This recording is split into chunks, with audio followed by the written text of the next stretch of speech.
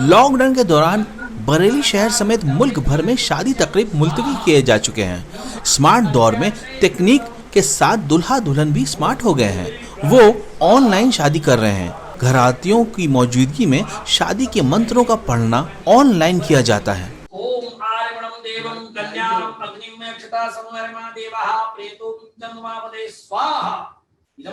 अब ना तो बैंड की जरूरत है ना बाराती की। बगैर भीड़ के सादगी से शादी की तकरीब को काफी पसंद किया जा रहा है। ऐसे में बाराती और घराती दोनों शादी में शामिल होने का लुत्फ उठाते हैं। इसी तरह के हालात में बरेली की सिटी हाट दोशीजा कीर्ति नारंग और रायपुर के दूल्हा शोषण डंग ने शादी की। शादी के वक्त शोषण डंग मुंबई में थे। मुंबई से शादी की और मंत्र पंडित ने रायपुर से पढ़ा। दोनों ने शादी की वेबसाइट से जूम ऐप पर ऑनलाइन 7 जन्मों की कस्में खाईं और 7 फेरे लिए। इस वर्चुअल शादी में 50 से ज्यादा रिश्तेदार शामिल हुए।